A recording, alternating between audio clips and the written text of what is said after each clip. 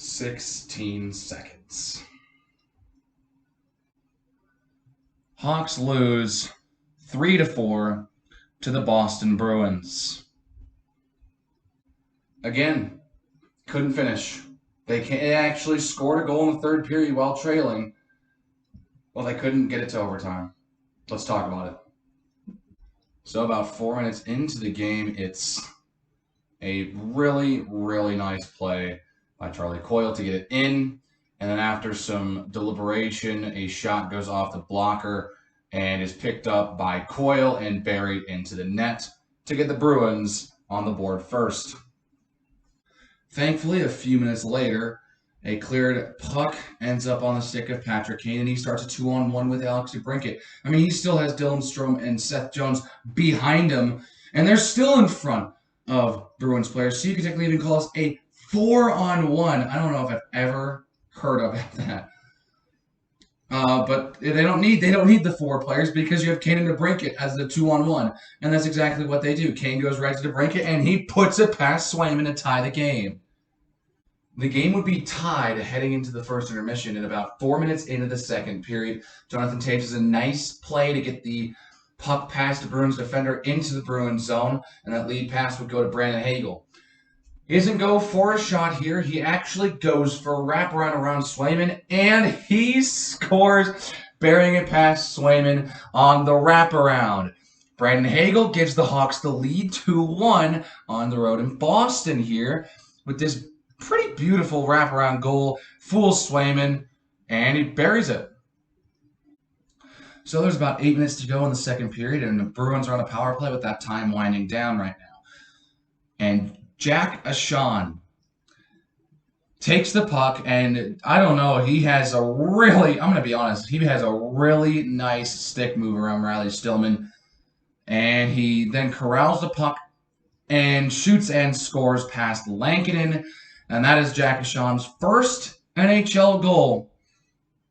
I don't know how to feel about that one. That was actually, I mean, honestly, that was well deserved for him.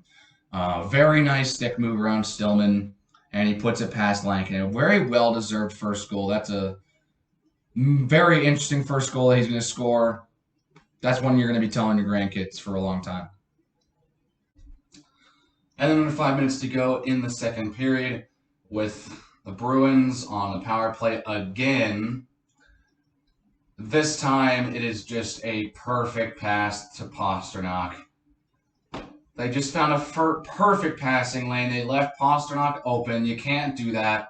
And Lankinen can't go from one side of the goal to the other in time. Pastrnak scores and gets the Bruins the lead 3-2 to the end of the second period. Just a really good pass from Charlie McAvoy. Very good awareness to find Pastrnak open. And bad Hawks defense, as per usual, to leave someone like Pastrnak open on a power play like this where you're just going to get an open shot. I don't know what to say. That's just a bad play. You can't leave Pastrnak open. So the Hawks are losing in the third period. They do not tie these games or even win these games pretty much ever. So it's, yeah. But they changed the narrative here, actually, as they're on the power play with, again, like literally time winding down.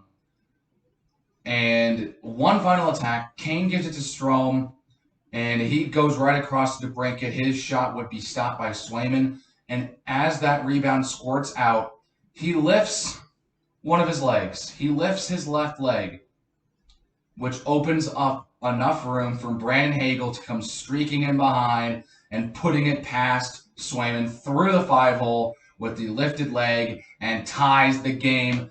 With 1 second to go on this power play, it counts as a PPG. This is why you have someone always lagging behind a little bit, just in case something like this happens when the puck just gets stopped and everyone is past the goal and you got one guy who can get one more opportunity, one more whack at it before it's either covered or goes in the net or knocked away.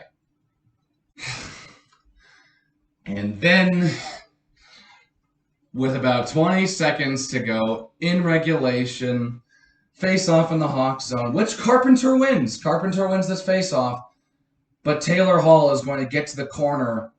He's going to fall down, but he's going to get enough of a stick on it to get it to Patrice Bergeron, who then flips it over to, guess who?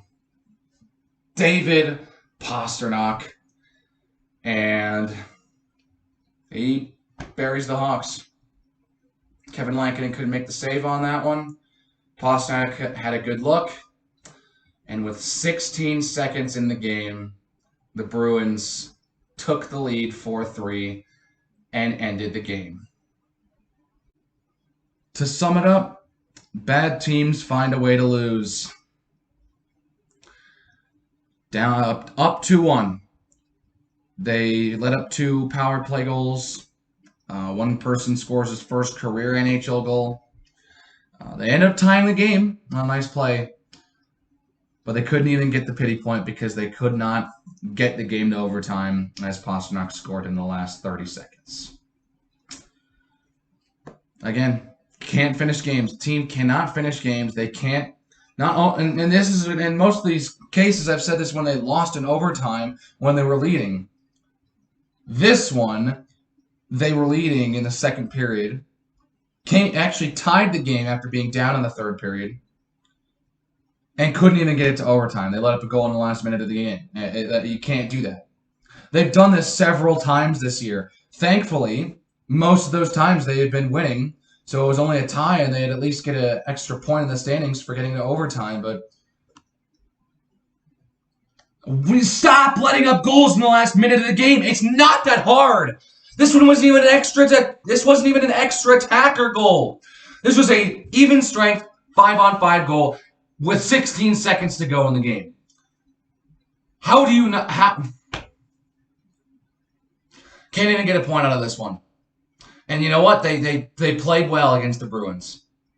And for a team like this that just struggles to win games, and they're a bad team, playing well and taking, a 1-goal game like this against pretty much going to overtime against a team like this is pretty good. But they didn't get a point because they couldn't shut the door for 15 seconds. And that's life. And this is a perfect summary of the season. Feels like they may be able to win some of these games, but they always end up blowing it in the end, either by letting in a goal late and then winning in overtime, or letting in a goal late and losing. So, yeah, this is just how the season's gone for the Blackhawks. And the great thing is they get to play them again in the UC in less than a week. They'll make a trip out to Ottawa, and then they come home to play the Bruins.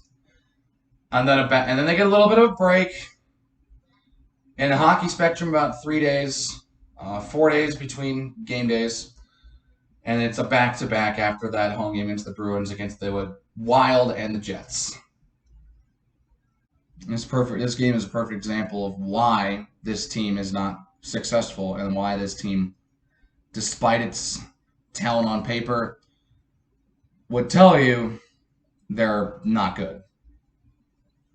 But yeah, I think that's going to do it for this one. So if you enjoyed it, please hit the like button and hit that subscribe button if you want to see more reactions. And I will see you guys next time.